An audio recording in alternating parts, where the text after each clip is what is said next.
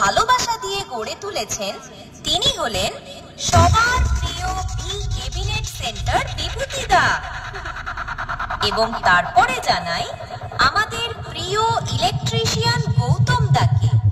এবং এই গানটি যে নিজের হাতে করে তৈরি করেছে সে হলো ভেলাইয়া থেকে এসডি রিমিক্স। এই দেখুন, সবার মাঝখানে যারা সারা রাত কষ্ট করে সেটাকে রেডি করেছে তাদের তো ভুলেই গেলাম। তারা হলেন তেতলি খোলা দক্ষিণ রায় যুবক সংঘ দাদা ভাইয়েরা। তাহলে আর দেরি না করে শুরু করা যাক।